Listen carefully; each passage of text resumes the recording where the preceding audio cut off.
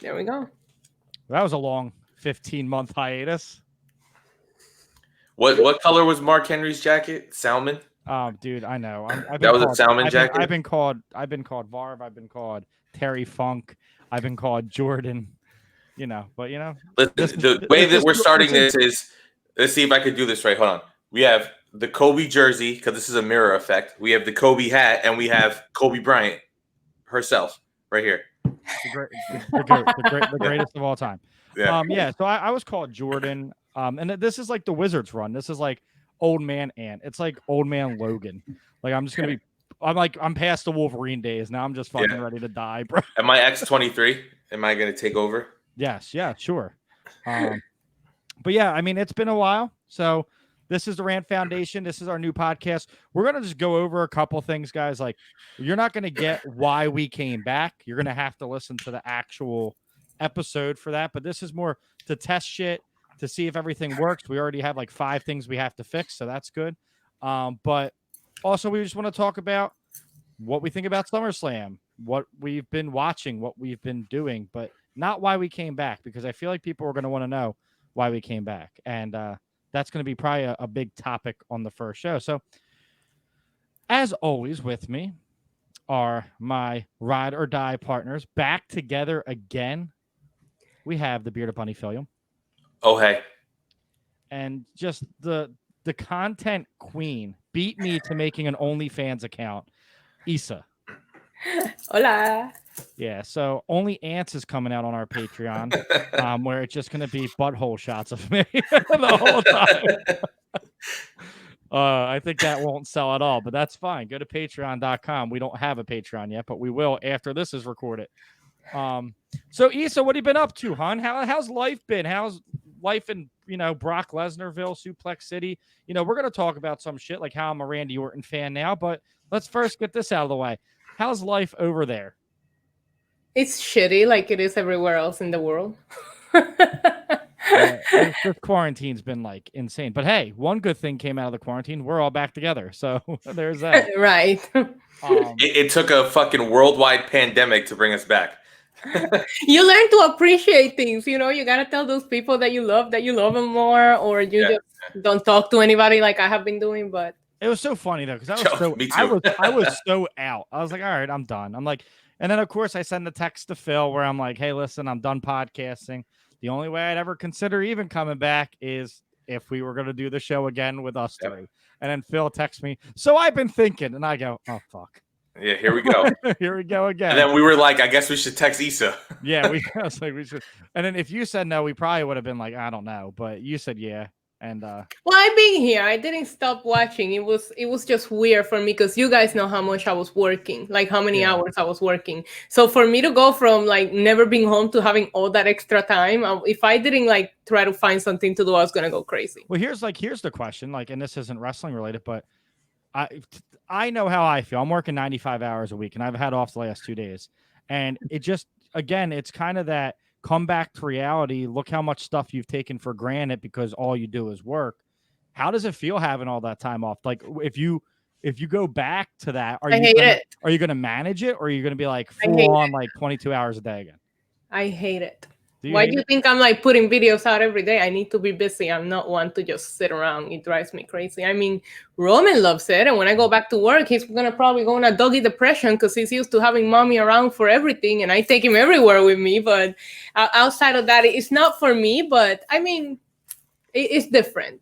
Yeah, it's definitely strange. Phil, how about you? How's quarantine been for you? I know you I haven't stopped. Yeah, you've been busier than ever, actually. Yeah, it's the best way I could describe it is if people know that I work for FedEx, so between Black Friday and Christmas is our peak season, and it's 4 to 6 weeks depending on when Black Friday falls. Like last year, it was only 4 weeks. It is the craziest time of the year. It is absolutely bananas. It has been that for 5 months. It now has started slowing down. Either it started slowing down or my boss hired double the staff. Yeah. Because we were so overrun. Like it was. Because everybody was ordering everything online. Nobody was. Listen, I delivered Walmart and Target boxes to this one house. I'm not even lying. 4 to 5 boxes a day, every day for about a month. every day. I'm like, what do you order? Stimulus money, bro. Yeah, I haven't gotten my stimulus check. That shit went right back into the economy real quick. Yeah, you ain't lying. It went into Walmart, especially because I deliver so much shit. Walmart. But and then we're wrestling like. I know you're like big, like I know you've been like very focused on AEW, even over NXT, which I found strange because you did Who Got Next. Well, so my thing with NXT brand going NXT, that was all. Yeah, I was the NXT guy, but when they moved to TV, it's not the same. I'm gonna be that guy, and I hate to be that guy, but I'm that guy. What NXT I actually don't even think that the takeovers feel the same anymore. They don't. It's because what NXT was and why people loved it so much is because it was a revolving door. Every takeover, yeah, you might have the Gargano Ciampa stuff, but the rematches were like earned. Like if you got a rematch on a takeover, is because people loved it and wanted to see it again. And right now, I mean, I know the world's on fire and they're doing what they can, but even before that in October, it was just like, all right, so we're seeing the same matches. People aren't going up anymore. They're just kind of staying there. And then all the younger people they have, the Damian Priest, the Dijaks, the Santana Garretts, the Shotzi Blackhearts, all these people who just came at that time are now just starting to get TV time. And it's like, and then now, I mean, maybe Retribution is a ton of NXT people like people think it is, and that'll free some stuff up. But you look at it, and like Adam Cole is fighting a fucking dumbass instead of fighting a younger wrestler. Yeah, but like, I get the. I don't like that. But I get the Pat McAfee thing. No, I know that, but like I don't. I actually think that you cannot have the guy that was the longest NXT champion ever, and he's just gonna drop the belt and forget about it like it never even fucking happened. That's my era. It's all about titles. He actually he was never even champion. Yeah, but that's my problem with it. But that's my problem with WWE all the time. Is like people just don't want their belt back. It's like, oh, I'll get to that in a minute. No, that's the reason you're doing it. Like, imagine if LeBron was like, I'll get to the championship later. Like, no, you want the championship. That's the whole point of playing, the whole point of fighting. But what they're doing with it is Pat McAfee is a very popular among sports fans. He really is. And I think it's time to kind of cross over because non-sports fans who were listening to that interview were like, holy shit, was that real? And they got worked into but see, here's the thing. No, nobody was. No sports fans that were watching that fucking interview. Yeah, no one. He's a small guy, and that's what wrestlers look like today. Nobody's gonna come in and watch. They're gonna watch 100-pound guy. Well, my thing is this, right? If you're gonna do that, it's fine, but do it on Raw or SmackDown because that's what those brands are for. NXT is supposed the entertainment. Yes, the filter. Yeah. It's a system, right? You go through NXT, whatever, and that's how they get people. Oh, you're not that good, or you're not ready yet. You don't go up, or whatever, right? And like you look at someone like Matt Riddle. Matt Riddle would not have been called up if him and Pete Dunne were still in the tag team. Yep. Right. So this is a new way NXT is run. I'm not. Back in the day, Riddle would have probably breezed through NXT and went up super fast. I think Matt Riddle was a panic button over losing Roman Reigns on Friday nights. Yep. Probably. Yeah, you're right. They had to legitimize it because look, you lost Brock, you lost Roman.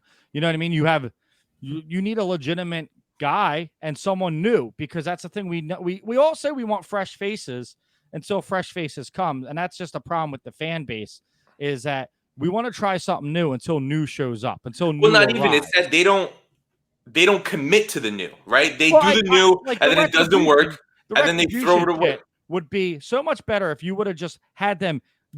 You found one of the fan favorites so beat up in the back and nobody knows why. Yeah, little by little, instead of like, hey, tonight there's going to be a new faction. You see someone walking by in the ninja suit or the ski mask or whatever, and you're like, holy fuck, who is that?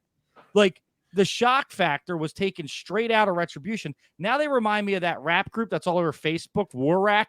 The guys, I don't know the white guys that are fucking terrible. You got to look up Warrack, right? They remind me of that because they're so bad. Like they threw a brick through a window last night, and then the guy noticed he had another brick, so he just threw it through the window, but the window was already shattered. So he just threw it through an open door. That's and funny. Then he goes, yeah. Are you Nick at an autograph signing? Oh, yeah. What is happening right now? Nicholas Giacobi's in Retribution, guy. Yeah. Now, but like in a good way, right? What this quarantine wrestling has done is I've really kind of fallen in love with AEW. And I know there's people who have a lot of things to say about it, and it's not perfect. They do a lot of stuff that I don't like. However, they have They do feel like WCW. I will admit that, but there which are is weird because aspects. you hate WCW. 100%. But what did I tell you and Rob when I texted you guys? I was like, "Yo, I get why people like WCW now, right?" But so it does have a WCW feel, but there are elements to their show that feel very NXT to me. Darby I watched Allin is AEW for the first time last week, and I would admit that I was entertained at certain parts, not the whole show, but there are certain things that grasp my attention. Would I watch it on the weekly? I don't know yet, but there are certain things that make me want to go back and find out what are they going to do with this angle, and that's what you need. The only thing that I say is that they're not doing a good job at.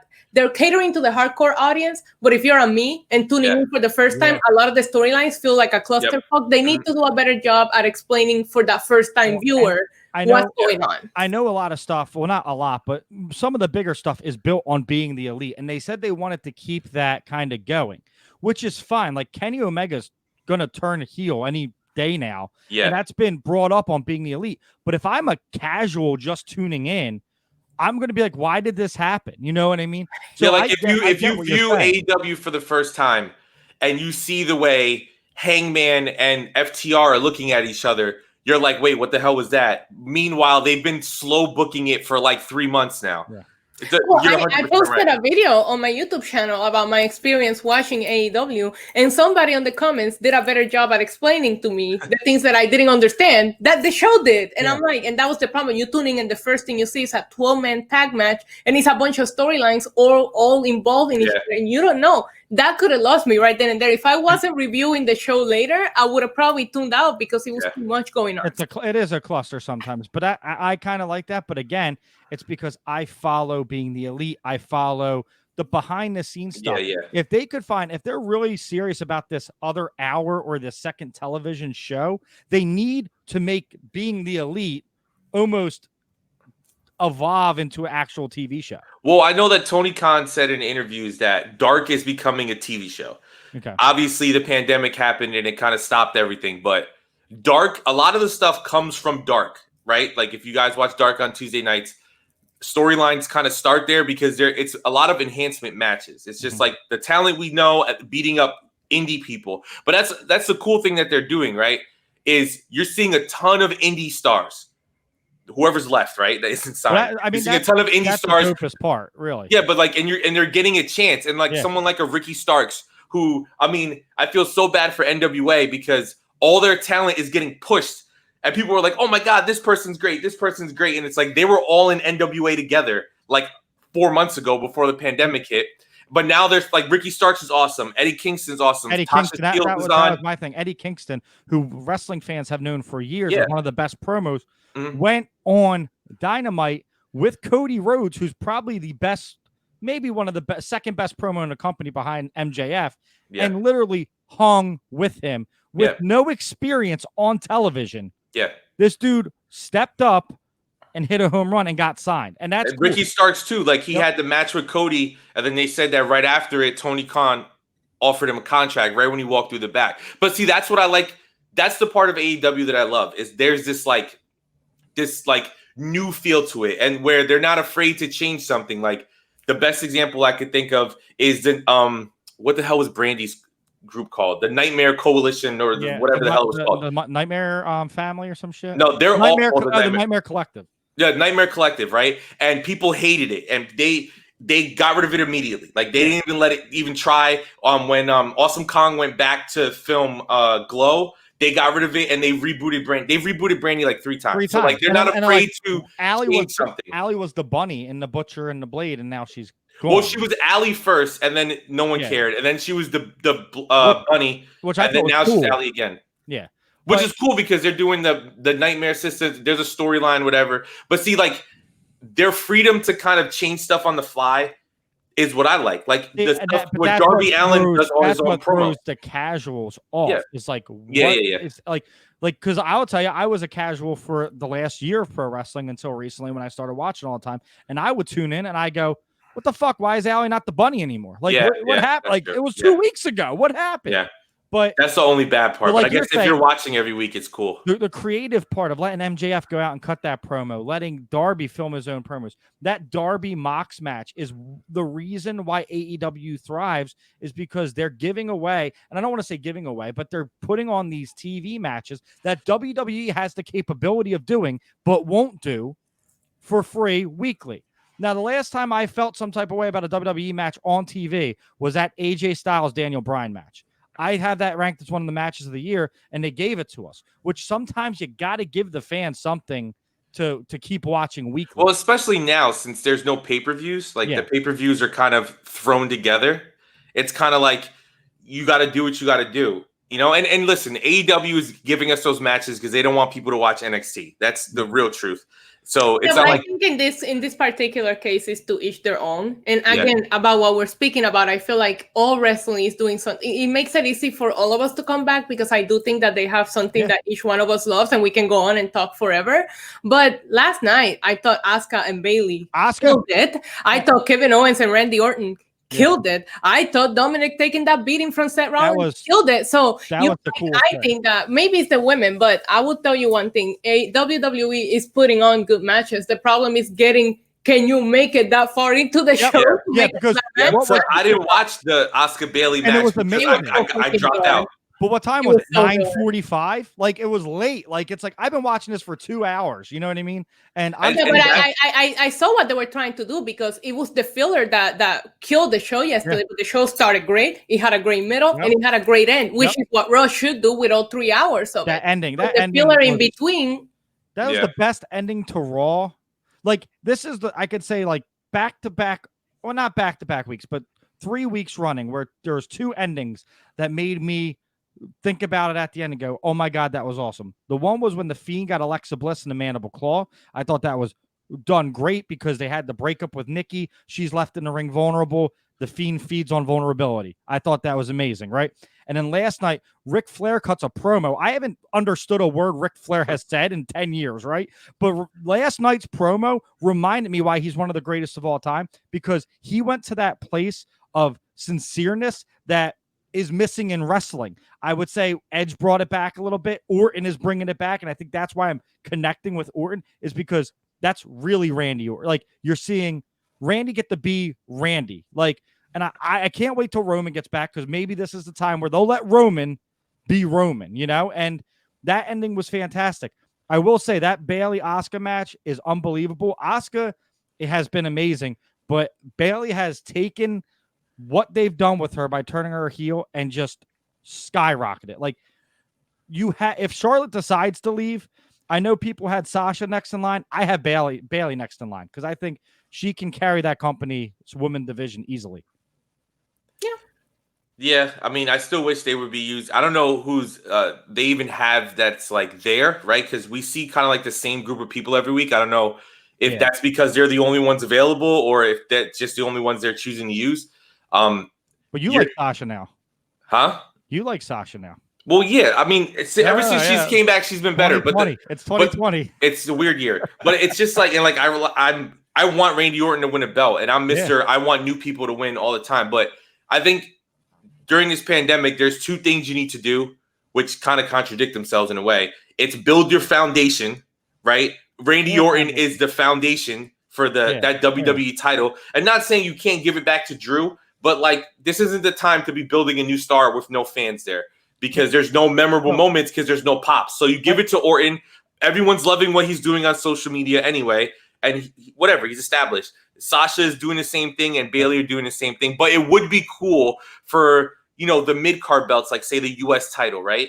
You gave it to Apollo Crews. All right, I want Apollo Crews featured in the middle of Raw every week. Give him promos. He had an amazing match with Shelton Benjamin. Yeah, the hurt business has been great. The hurt business has been fantastic. Yeah, but they need to. The only way Apollo Crews, in my opinion, is going to be able to take that next step, he needs to cut promos. He did last night. Was it good? It was good. It was. All right. Well, then I need to shut up. Then it was still. I need to watch your show. It was still a little bit too smiley. Yeah. But the cool thing is, he was smiling halfway, and then he flipped the switch and got really sincere and like looked at MVP in the eyes, and then of course you have to drop the WWE curse word to let them know that I'm going to kick your ass. And it's like, it was bitch. I guess bitches for women, like you, bitch. Like, all right, this is a serious shoot. I actually liked when Bobby Lashley went to put him in the sleeper hold, and MVP told him not to because he didn't want Apollo Crews to have any excuses at SummerSlam. Yep. I love that because Apollo was injured by Bobby Lashley's story. We all know he was ill with COVID, but the storyline said that he was injured by Bobby Lashley. So I appreciate it. I think the Hurt Business has been great. Back to last week, I thought Raw last week ended amazingly with them taking over the underground and fucking everybody up. But then they weren't there. Like I would have had MVP like being the guy who's taking bets. Like, bro, who you got 30 on? You know what I mean? Like I would have kept that storyline going. Like we're running this Fight Club. You know what I mean? Like this is our shit now. They should have. Yeah, that's what they were going with. Just where somebody goes and fucks each other up and fight just to fight. This isn't at them taking over. And I feel like a lot of people misunderstood that ending. And I guess I see why. Because they said new management. Shane McMahon said you guys can come back anytime. That was the last line on Monday Night Raw. So I don't understand why people thought that it belonged to them when Shane clearly. When Shane talks, I kind of just. I think watch something else. And I love what Shayna Baszler did on the Underground. That was awesome. I wish they stopped the camera cuts because Shayna Baszler is a legit badass. She don't need camera cuts to look like she's kicking somebody's ass. I'm not a fan of it, so I don't like the production of it, and that's fine. But let's get a little bit into SummerSlam because again, like this is what happens. We get on a microphone together and we're 20 minutes in, and it's like the hour a week's gonna fucking fly by. So that's why you should go to Patreon. Link will drop tonight because we'll give you some more content, like an after show and shit, like we always did. But SummerSlam's coming up, and I really like the SummerSlam card, like the Dominic Mysterio thing. And it's not just because I'm a big Ray fan, but maybe it is. But I think last night's beating on Dominic was one of the most vicious attacks I've seen in recent memory. He gets what he deserves. You want to wrestle? There you go. You should have gone to college. If that was performed in front of a live audience, the heat on Seth Rollins would have been nuclear. Because at home, I'm like, dude, enough. Even my daughter, I'm laying with Ella. She's like, Daddy, when's he going to stop? I'm like, I don't fucking know. He's still whacking away here. 30 kendo stick shots. It was insane. And then I missed the part where Samoa Joe said he couldn't get involved or he'd lose his job. Because I'm standing there, I'm like, why the fuck isn't Joe just in there just murdering dudes? You know what I mean? Come on. They let Ric Flair fucking die, and then Drew McIntyre comes out running 10 minutes later like he was gonna do something. Yeah, like Drew, where were you at, bro? Like, you really think they care about Dominic when they let Rick die? The Performance Center is not an arena. You could get to the ring quick, you know. But yeah, that was cool. But what do you guys think, Dominic, Seth? You said yourself, Phil, new stars, and I get your argument. But he's not. No. I get it. Ali should be the guy. No, I'm not even saying it has to be Ali. I mean, of course, I would love for it to be Ali, but it doesn't even have to be Ali. Yeah, you have an entire fucking roster of NXT talent. They're in the goddamn crowd already because it's at the Performance Center, and you choose to use somebody who is like almost completely new to wrestling. He's been training for years. It doesn't matter. He hasn't been here, and he's established somewhere else. It's not like he was in AAA and he was a fucking beast. Can Angel Garza get the match? Like you have. I mean, I don't know where the fuck Austin Theory is. I already caught a case. I don't know what's going on with him. I would have. He got in some shit. Yeah, right. But I'm saying like you have all these talent, and it's like. And it feels like a waste of a Seth Rollins match. That's what I'm saying. And this fucking Seth Rollins is awesome. Seth Rollins could be fighting for a title. He's a big eventer. And you're fucking putting him on a pity match against this little bastard who nobody knows who his real dad is? No. His real dad is Mercedes Guerrero, Sasha Banks. But I'm telling you, Seth Rollins, this is the most invested I've been in him because he's now building people. His match, WrestleMania, Kevin Owens, he's building people too. He's bringing people to his level. Kevin Owens is already amazing. Yeah, but, like what are you saying? But watch, like even like having Buddy Murphy with him again. He's elevating people. They're using Seth to elevate talent. Who knows? Dominic can step in the ring and Phil could be like, I love this dude. Please tell me who has Seth Rollins elevated. Buddy, he was elevating Austin Theory. Tell me what he does since he's being with the Messiah. Everybody he works with gets hurt though, so I can't. AOP's hurt. Yeah, Austin caught a case. You know, only good match that Seth Rollins had since WrestleMania was against Drew McIntyre for the title, which is where he should be. That's the picture. That's the area where Seth Rollins should be. I actually enjoy this cult leader, Jesus, I love it Seth too. Rollins, and I feel like they are. I mean, technically, it's a pandemic. They're not wasting anything because there's no fucking fans there anyway. But for me, I feel like they're wasting it because it's supposed to be SummerSlam and be on a boat, and you have fucking Seth versus Dominic, which is gonna be just a glorified beat up match because, or if he's gonna win with like a roll up or something, I don't know. But like, it's not like, I don't know. I just wish it was somebody else. Let's go, Dominic. I'm flying the flag for the Mysterios over here. It's fine. I have been. I just finished creating the Patreon, BT Dubs. I have been since day one. All right, so what are we thinking about Braun Strowman's title reign? You were a Braun fan. I was a Braun fan. Issa wasn't. Issa converted me at the end of Rant with Ant. Now here we are. Braun Strowman's boring as shit. Phil, what's your take? I haven't watched anything Braun Strowman has done since I think we've stopped the podcast. He was trash. He's being trash. He would always be trash. However, why like Braun Strowman when Keith Lee exists? You know what I mean? That's how I feel. Why like Braun Strowman when Bray Wyatt's playing 3 characters perfectly? Exactly. Like Bray Wyatt's playing 3 characters better than you fucking play your one character who's just eat steaks and beat people up. There's 15 characters in this feud, counting Alexa Bliss, and Braun Strowman is the worst character in the whole fucking feud. Yep. So, I mean, the problem is that we have to not only change both titles, in my opinion, but you have to do a draft because it's like even if you put the belt on The Fiend and on Randy Orton, who are they going to go against if you keep the rosters the same? It's the same freaking people, so you have to shuffle it around.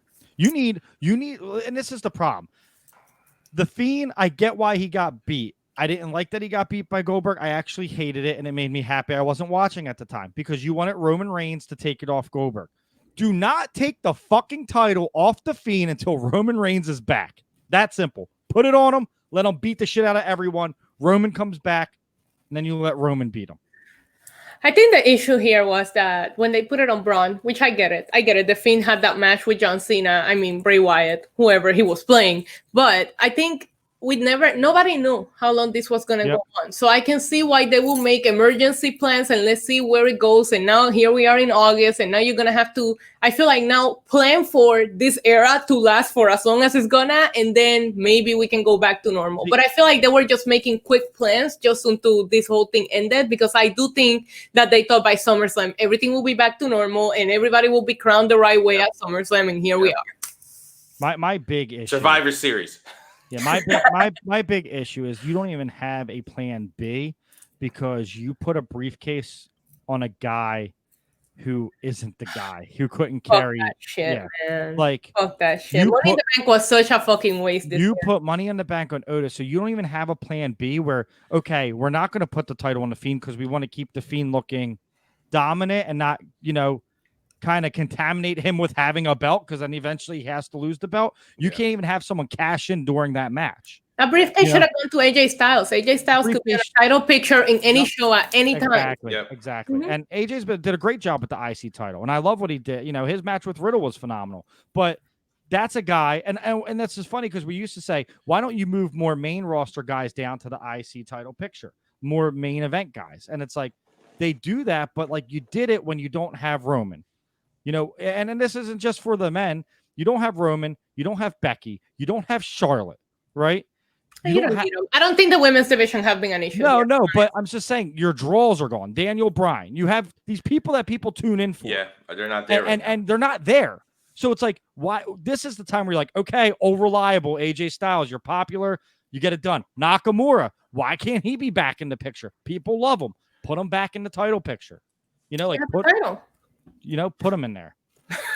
He's tag team champions with Cesaro. It's the most they've done with either one of them. So according to Sasha and Bailey, Nakamura could hold all the fucking titles because they just broke all the goddamn rules. Tag team championship wrestling in WWE is like winning a spelling bee in 3rd grade. It doesn't mean shit because by 8th grade you're dumb as shit. Okay, so this is exactly what happens: is they win the tag titles and then they're fucking forgotten about. And that's why I hate WWE's tag division. I said it last night. You had the Street Profits who can go, and you had them golfing against fucking the War Raiders or the War Machine or whatever, the Viking, what are their fucking names now? War Machine. And then they're in a feud with ninjas. Now they're in a feud with ninjas. And there's poisoning now. And I don't know what the fuck's going on. You're going to use Ricochet and Cedric, who could be a real fun tag team. No, we're just going to put you against ninjas. Why? I don't know what's going on. The tag division. But I will say this. I love everything that's Mandy Rose versus Sonya Deville. Yes, I do too. I love it. Will that be the SummerSlam match? I think I don't. And the only reason why I don't love it is because when Sonya Deville broke it off, it was because she wasn't getting the attention Mandy was getting it, and she needed to be taken seriously. And now she's just cutting Mandy's hair. Go attack Bayley. You want to be taken seriously? Go attack the people that matter. Don't attack Mandy Rose, who's just sucking Otis' dick. She's not doing anything relevant right now. So why are you over there? You broke up with her to be on your own. Go be the star that you are. Speaking of which, Marty Jannetty killed a guy. Anyway,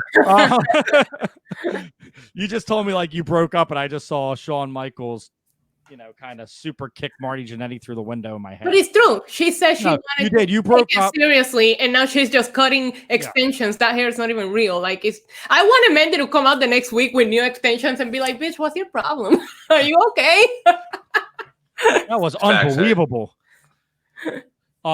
So next up is the Drew McIntyre Randy Orton feud, because I think there's only like 4 matches confirmed, and this feud I feel bad for Drew because I feel like he has been awesome with the belt. I feel like his character's been awesome, and I feel like if this were to happen in front of, why are you looking like that? McIntyre's promo 2 weeks ago was straight flames. What promo? The one that he was like, I used to suck and now I'm champion, that he cuts every fucking week? The promo where Randy Orton's like, you used to shit in people's purses and be a piece of shit, and now you're in. That's irrelevant. That has nothing to do with what Randy has done. Out of all the legends that he's killed, he's going to bring up that he poops in people's bags. Like, there's so much better that you can do. Even Randy had to say, can you please say something original? Even Randy had to like pull it out of him because he couldn't even say anything. But that's what I'm saying. That's why you put the belt on Randy and you take this pandemic time to build the people around him. And then when the fans come back, you give the decision to Randy and say, who do you feel like should take the reins over from you? And it might be Seth, and it might be Samoa Joe, who I hope for. It might be somebody else. It might be Drew. All the belts. That's what I'm saying. But you need all of them to establish a foundation on Raw, because there's no brand split anymore. Everyone's everywhere because it's all hands on deck, whoever's available. So you build your foundation because fans are going to probably come back we hope for Rumble, right? So that's where you start. I feel like you might be a writer for WWE, because WWE last night said the word retribution 15 times, and you've used foundation since we changed our name like 16 times during this show. He's on brand. It's like the word of the day. I'm on brand, bro. I'm on brand. But I'm going to be honest. I want Randy Orton to win this match, and I want Randy Orton to get to 16, and I want him and Cena to go for the 17th. You know what I mean? Like, I want something to happen where the title's vacated and those two are in the finals. WrestleMania main event to break Ric Flair's record. Ric Flair could be watching from bedside because his ass ain't getting up after that kick. I didn't see it, but I believe you. They actually did a great edit where they had Retribution mess with the lights so Randy could do the old leg slap. I appreciated that. First of all, when that Retribution stuff was happening, I was like, is my fucking YouTube TV fucking up? What is happening? The audio's cutting out. The feet. I'm like, it must be on my end. So imagine if they didn't tell you. Imagine if they didn't tell you that there was like a new faction coming. Hey, guys, there's a new faction coming. You might want to watch Raw. I watched them blow up a rig outside. You're telling me $1 billion company is going to have all their fucking electronics sitting outside in the parking lot? You know, there's trucks for those things. What the fuck? I love WWE. I do. Because I watched, you know what I mean? I'm going to complain about stuff, and I'm not going to be as positive as I usually was, but I watch and I enjoyed a lot of it. I enjoyed the Dominic thing. I felt compassion. I enjoyed Orton. I enjoy everything Bayley's doing and Sasha. So I feel with the whole Retribution thing and the tweets, and as much as I hated it, everybody's leaking everything now. Everything is getting leaked because they're taping everything ahead of time. So I know why they did it. You know what I mean? Keith Lee winning the 2 belts was leaked a week before we saw it. And that's okay because that's the times that we lived at. But I know that that's what they're doing because they have snitches leaking everything to the dirt sheet. So they might as well release it themselves and not give clicks to other people. I think it's Dijak, Mustafa Ali. And then all the short people, clearly. All the short people or the wrestlers. It's definitely not Dijak because Dijak is like 10 of them put together. Last night there was a tall guy now. Oh. Yeah, one person that is basically confirmed because her fucking hood came off is Vanessa Bourne because she's the only one in the company that has that type of hair. And when the hood came down, I saw the clip again. You see her hair, and it's like, that's clearly Vanessa Bourne. And she hasn't been on NXT in months. And they're saying Chelsea Green's another one because you hear their voices. I thought it was Undisputed Era at first because they're all little and they all sound super white and arrogant when they talk, when they were screaming. Kick his ass, Johnny, get him. It's like the karate. It's like the Karate Kid gang when Johnny, go get him, put him in a body bag, Johnny. maybe it's Johnny Gargano. Probably. That's a rumor too. See, I don't know, but like the way they run away, it just throws me off. And I'm I at first I heard like Gargano and Ciampa, but then I don't see them doing this. Like what they're doing. But Ciampa's not coming up, right? Well, now everything's in Florida. Yeah, but it's gonna go back eventually. He's not gonna. Eventually, yeah. Why would they start it again? We've been saying that since fucking February, March. Yeah, in a month or two. Here we are, SummerSlam weekend, and we still don't know where SummerSlam is. SummerSlam could be happening in Wildwood, New Jersey, for all I fucking know. Nobody's telling us anything. It's gonna be at the Performance Center. Well, I think they rent a beach, do it outside, make it cool. Like, give us some different.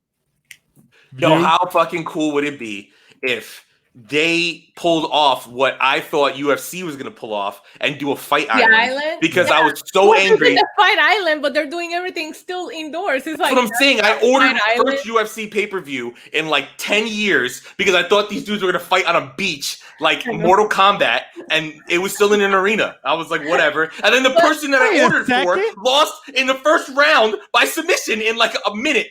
This isn't a beach, it's a bathtub. But I will say, I'm glad that you brought that up because UFC has had some amazing cards throughout this pandemic. And it goes to show that the crowds not being there can also not be a factor if you do things the right way. It's true. Mm-hmm. It's true. Well, that's your little teaser, your little taste. We'll be back in 2 weeks after SummerSlam reviewing everything. Go follow us on Twitter at Rant Foundation. I think it's the Rant Foundation on Instagram, patreon.com, as Phil just made it during the show. Patreon.com/Rant Foundation. We're trying to get all of our shit together right now. This is this was supposed to be 15 minutes. It's 38 minutes, only if my sex life was that good. I am the king of talk style, Anthony DeStefano. I am the bearded bunny, Philium, whatever you want to call me. Phil Catata, but you can call me Philium. Yeah, there you go. You know my tagline better than me. I know. I listen. I was a fan. And Issa's just going to sit there in silence. So, yeah. Listen, before we leave, do we want to confirm that there's nudity on this page or no? Is only ants a thing? Oh, only ants? I don't know. I don't know. I've made, this is my third Patreon I'm setting up, and they have never asked me before if there's nudity on my page. So OnlyFans is the fucking, the flow right now. Because what is going on? Everyone's home. They just want to fucking touch themselves now. So why not? Right? Issa, where can they find all yours? You have like 16 shows. You're literally the Dwayne Johnson of podcasting. So go ahead. Just follow me on Twitter at NYC Demon Diva. What about YouTube? WWE Demon Diva. YouTube.com/WWE Demon Diva. What about the other show you're about to go record? That's with SNE Network. I tweet everything. Follow me on Twitter, guys.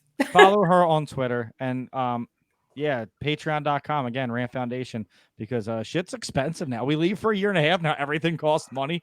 Photoshop costs money. Streamlabs, StreamYard. What is this? This is my yard. This is my yard now. Okay, this is my yard. The sun went down. Now I'm in dark. Oh, did it really? Oh yeah. There you go. Turn on. Just give me the light. Oh, you're electric. My PlayStation. It's my PlayStation's off. That's why. Oh, all right. Well, guys, follow us. Thank you. We missed you. We will be back with an actual episode with a rundown, with everything. If you have any ideas for the content you want us to create, please comment on our Twitter with ideas. Phil's taking selfies right now for his Only Ants page because people think he's Ant anyway, so we can both show our butthole. Thank you guys so much. Have a great day, and we will see you in 2 weeks. Thank you for keeping wrestling real. Kawaii, so kawaii. Did Issa forget adios? You said it. Oh, you did. Oh, we remembered. Peace, bitch.